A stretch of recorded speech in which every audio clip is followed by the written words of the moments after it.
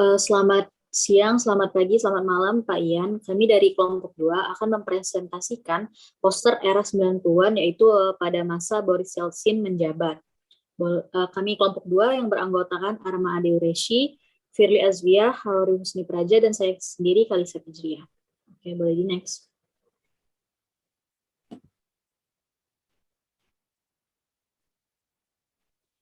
Boris Yeltsin dan Yegor Gaidar. Pasca Uni Soviet, Rusia terlepas dari kekuasaan totalitarisme, komunisme, Imperium Soviet, dan memulai masa transisi di bawah pemerintahan Boris Yeltsin.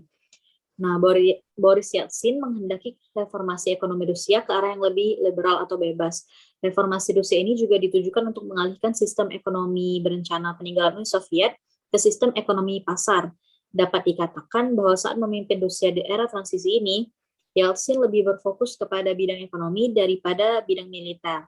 Pada poster di samping memperlihatkan Boris Yeltsin dan Yegor Gaidar sedang melepaskan beban-beban dari balon udara berwarna bendera Rusia dan bertuliskan ekonomika Rusia atau ekonomi Rusia. Nah, beban-beban di balon udara ini bertuliskan korupsi, inflasi, nomenklatura, pembentukan tata susunan, dan preskripnos kejahatan. Sedangkan balon udara tersebut berwarna bendera Rusia dan bertuliskan ekonomika Rusia atau ekonomi Rusia dengan kata-kata svoboda, kebebasan, zakonnas, legalitas, dan subvenas, properti di sampingnya. Poster ini metafora dari bagaimana Boris Yeltsin dan Yegor Gaidar berusaha untuk melepaskan beban-beban tersebut yang diwariskan oleh Uni Soviet dari ekonomi Rusia yang akan terbang tinggi, membawa kebebasan, legalitas, dan properti. Hal ini terungkap dalam depresi ekonomi pada periode tahun 1989 sampai 1991.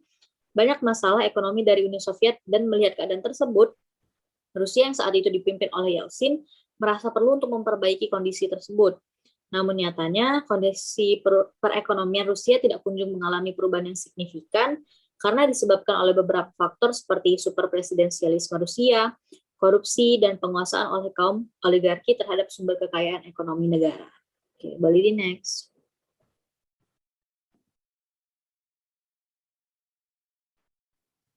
Baik, selanjutnya itu adalah poster mengenai referendum masa Boris Yeltsin.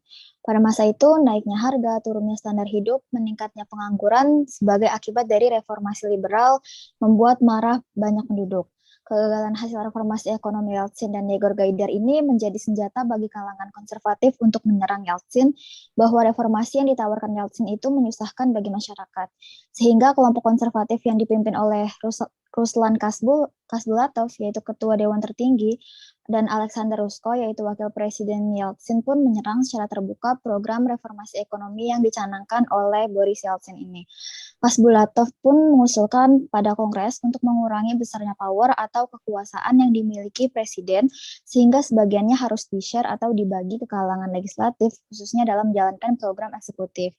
Respon Yeltsin terhadap kritik tersebut pun tetap bertahan, namun kritik dari konservatif semakin mengeras, dan untuk menyelesaikan masalah secara damai, Yeltsin mengusulkan diadakannya referendum bersama dengan pemungutan suara untuk konstitusi baru.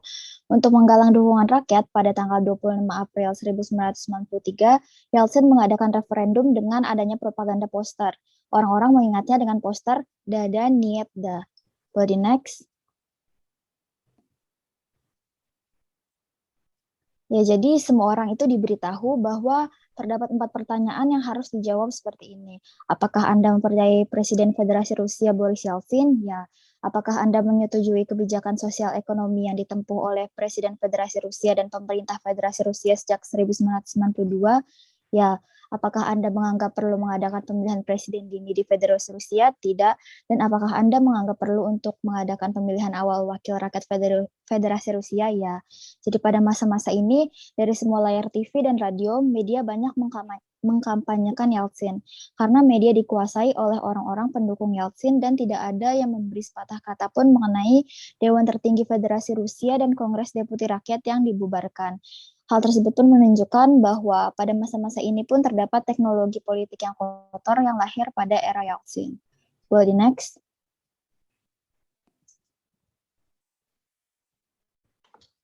Selanjutnya ada krisis konstitusional tahun 1993.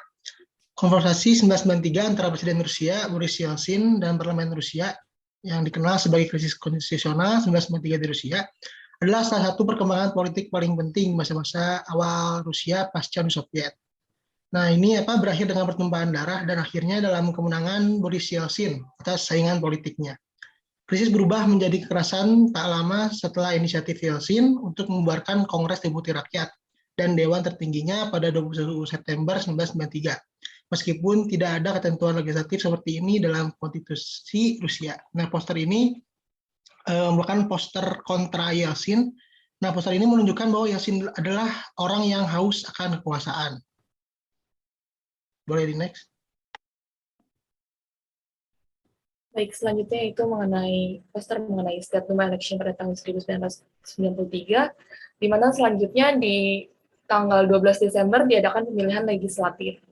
Nah, ini dilakukan beberapa bulan setelah krisis konstitusional yang tadi sebelumnya sudah dijelaskan oleh Arma, yang mana hal ini juga dipicu oleh pembubaran parlemen oleh Presiden Rusia Boris Yeltsin dan kebuntuan dari militer berikutnya yang mengakibatkan kematian hampir lebih dari 200 orang, terlepas dari peristiwa berdarah yang menyebabkan pemilihan umum di tahun 1993 ini juga menjadi pemilihan umum langsung pertama dalam sejarah Rusia modern.